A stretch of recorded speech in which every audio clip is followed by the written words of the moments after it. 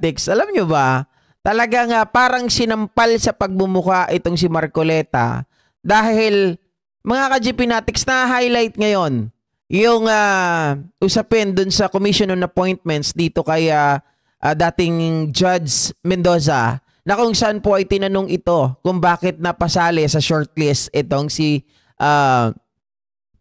Boying Rimulya sa pagiging ombudsman. At ang sagot mga kababayan, naku po, talagang parang dinamdam na ata ni Marcoleta ito dahil just me, Marimar, ang ginawa nila dito kay Mendoza, parang dinelay nila yung appointment nito mga ka-GP Fanatics. Anyway, ang sinabi po dito nitong si Marcoleta na wala daw kwenta. Okay? Pahiyang-pahiya ang loko. Alis ka muna dyan, girl. Hindi ka namin kailangan.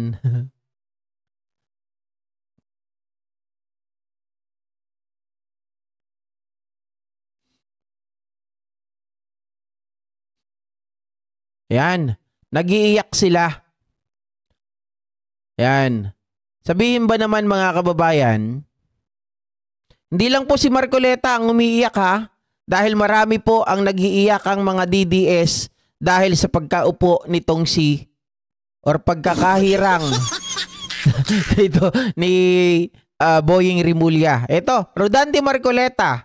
Tinanong po kasi siya mga ka-GP Fanatics, how did the JBC consider my opposition against the nomination of Boying Rimulya?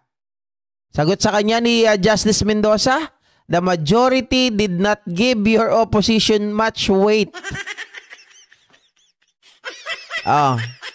Kasi nga nila sinasabi niya ang statement kasi ni Marcoleta, naalala nyo mga kababayan, ang gamit na gamit niya dito, bakit nyo binigyan ng clearance ang isang tao na suportado ang pagbebend ng law? 'Di ba? Dahil nga yan dun sa sinabi ni Erwin Tulfo, sometimes we can bend the law. Sabi niya ganon. Tapos di ba secretary? Oo naman si Rimulya. Tapos ngayon mga kababayan, yaan yung ino-oppose nitong si Rodante Marcoleta at ni Amy Marcos. How did the JBC consider my opposition against the nomination of Boying Rimulya? Hindi namin binigyan ng bigat ang iyong opposition. Ibig sabihin walang kwenta. Bakit nga naman walang kwenta mga kababayan yung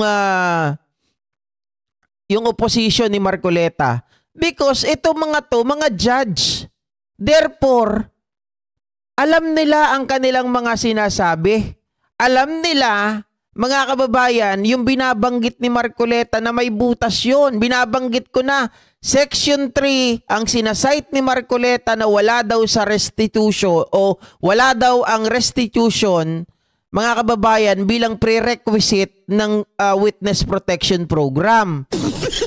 Pero binabanggit doon sa Section 5 na hindi binasa ni Marcoleta or hindi lang binabasa ni Marcoleta para hindi mabutasan ang kanyang statement na nakalagay doon.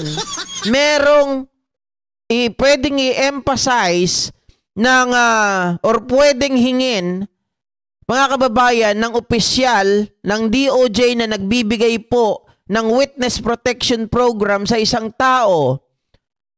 Yung ito po ay memorandum of agreement. Halimbawa sinabi nun ng kung sino man ang nakaupo dyan sa DOJ sa nagbibigay ng witness protection program, sabihin na ikaw ay kailangan magsoli ng iyong nakaw na yaman.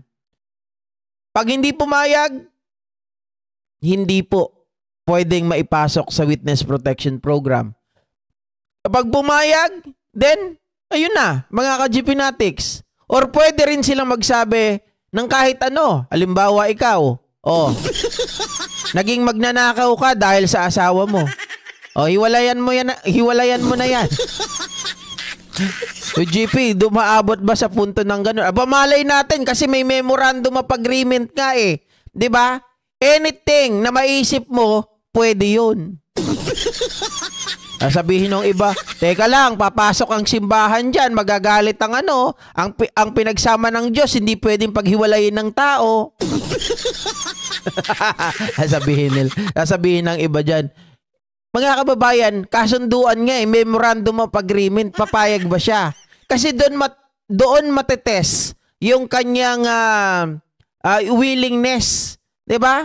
Kung gusto mong maipasok sa witness protection program, gawin mo ang lahat. Oh. Hindi lang itong si Marcoleta ang siyempre umaangal at nasupalpal dito, mga ka-GP Natics. Dahil sa pagkaupo ni Boying ay umiiyak din itong si Bato. Si Bato de la Rosa.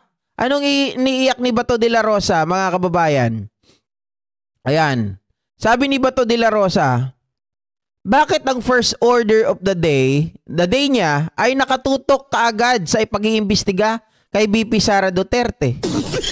Alam niyo, nakakaloka itong si Bato de la Rosa, no? Ang tinitingnan lang nila talaga yung para sa kanila. Nakikita nila na parang kami na lang lagi. Bakit yung iba ayaw niyong tutukan? Bakit BP Sara agad? Tanga. Napasok sa konteksto yung bank account ni Sara Duterte at yung salin niya. It is because yan ang tinanong nung reporter. Di sana tinanong mo yung reporter, bakit naman kasi yan ang tinanong mo kaagad? Hindi naman out of context na sinabi ni Remulla, ang una kong pupuntahan, ang una kong aasikasuhin, yung salin ni Sara Duterte. Hindi naman ganun eh. Diba? O sabi ni Ilorde Teologo, INC ako dati pero di ganyan ang asal ko. Ako rin, diba? Hindi rin ganyan ang asal ko.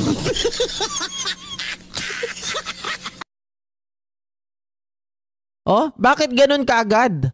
Kinwestiyon ni Senator Bato de la Rosa kung bakit tila prioridad ni Department of Justice DOJ Secretary Boying Remulla ang pagpapaimbestiga kay Vice President Sara oras na umupo siya bilang bagong ombudsman. Gayunpaman, wala raw problema si De La Rosa sa naging desisyon ni Pangulong Bongbong Marcos na italaga si Remulla sa naturang posisyon. Nauna nang sinabi ni Remulla na balak niyang imbestigahan ang umano'y maling paggamit ng Office of the Vice President sa confidential funds. Again, mga kababayan, ito ay talagang hindi nag-iisip, mga ka-GP Natics, na statement. Sabi tuloy ni Vera de los Santos, apela ka sa Supreme Court, ando ng mga friendship. Because he was put there for that purpose, sabi naman ni Jerry Ong. Raquel Calimoso, Kamkam, because it's personal scripted. Mga jologs din to, mga sumasagot din dito, no? Ayan, 76K mga kababayan reaction, 41,000 comments and 3.1K shares dito. Marami talagang nag-engage dito sa usapin na ito sapagkat nililigaw ng mga DDS.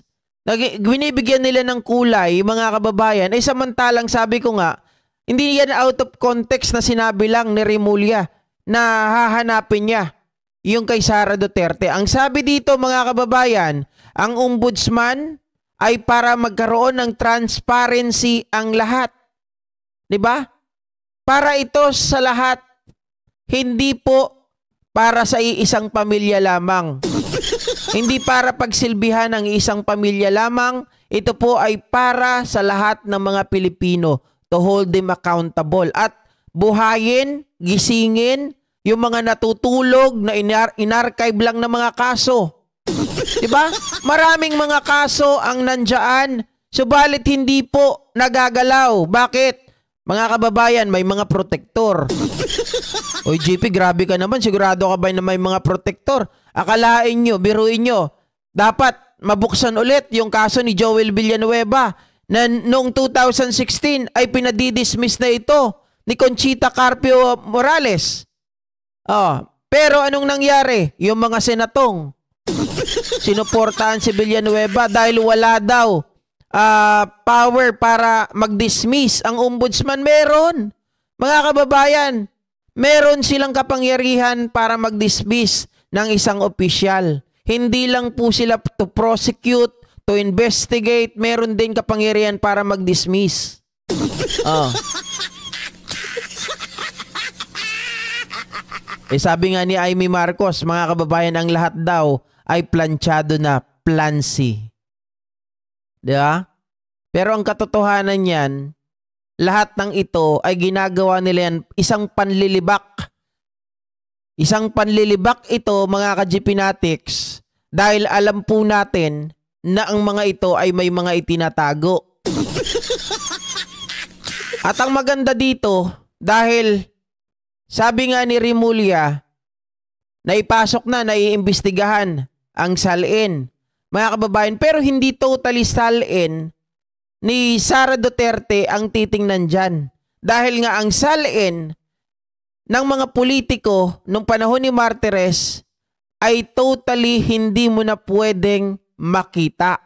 Ngayon, pag-aaralan ni Boying Remulla kung paano po, mga ka-GPnatics, i-reverse ito. Or kung paano po niya makikita natin ang salin hindi kagaya nung dati na tagong-tago. 'Di ba? Oo, sabi dito ni Boying, gusto kong ibalik sa dati na open to public ang salin, pero nang hindi po nako-compromise ang Data Privacy Act. Diba yun ang sinasabi ni Boying, mga ka-GPnatics? Inilabas ang balita na yan kahapon din. Tingnan ko nga lang.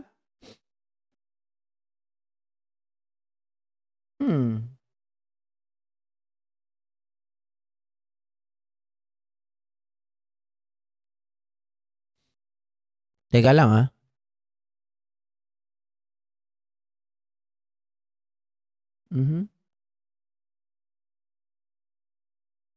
Ay, wala dito.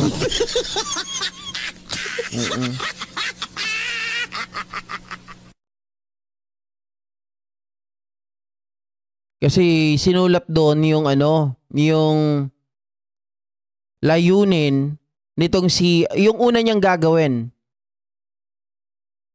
Ito pala yun, mga kababayan. Andito nga. Sabi kasi dito, Remulla signals end to restriction on access to SALN rule. Dahil wala nga po tayong access ngayon, 'di ba? Para makita ito dahil doon sa ginawa nitong dating Ombudsman Martires, at naglabas po ng executive order etong si Digonio para tuluyan na hindi natin makita. Hindi mo yung galawan ng mga taong may tinatago, ganyan eh. 'Di ba? Galawan ng mga taong meron pong anomalya. Kasi mga kababayan, kapag may tinatago ka, 'di ba? Doon iisipin talaga ng tao, "Uy, ba't tayo mo 'to makita? Ba't tinatago mo 'to?" Kasi alam mo, meron katarantaduhan. Pero ang ibig sabihin dito, Remulla signal end to restriction on access to SALN, but it doesn't mean, mga kababayan, na kailangan makompromise yung Data Privacy Act at the same time yung Bank Secrecy Law. Yun ang pag-aaralan nitong si Boying Remulla. Pero pinakita ko rin kahapon, mga ka-GPnatics, doon sa pagpasa na sworn SALN ng mga politiko, may nakalagay doon, di ba? Na binibigyan ng authority ang ombudsman para makita po yung kanilang mga bank accounts. So therefore, mga kababayan, ay siguro kung ewan natin kung kakatigan ito ng Supreme Court pero malinaw doon na nakasulat, may authority, binibigyan ng authority ang ombudsman para makita, masilip po ang mga bagay, bank accounts, SALN.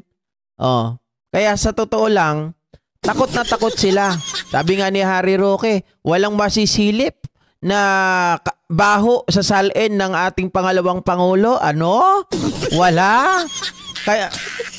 Oh, naunahan ka na nga ng konti. Nakita nga doon na ikaw pati ikaw. Saan ba nanggaling yung pera mo? Bakit may 30 million ka na o 34 million ata o 36 million na dinonate sa pangalawang pangulo? O talaga Harry Roque. 'Di ba? Mga kababayan. So sa ganyang pagkakataon, talagang matatakot at matatakot itong mga ito. Dahil alam nila, konti-konti na silang mabubutasan eh. Kahit anong gawin, kahit anong pagtatago, mga kababayan, dahil sabi nga ni Boying Rimulya, yan ang hiningi ko eh. Sabi ko, pag ako naupo, gagawin ko ang lahat para talagang ano ba tawag doon? Para mapagbayad ang mga taong may kalokohan at may tinatago at may korupsyon. Yun. English kasi yung papasok sa isip ko eh. Okay, so ayan mga kababayan ha. May round 2 tayo mamaya at meron lang akong asikasuhin saglit. Tapos mag-round 2 tayo. Sorry kung puputulin ko. Pasensya na at magkita-kita ulit tayo mamaya, okay? So thank you so much once again mga kababayan. Sorry. At round 2 tayo.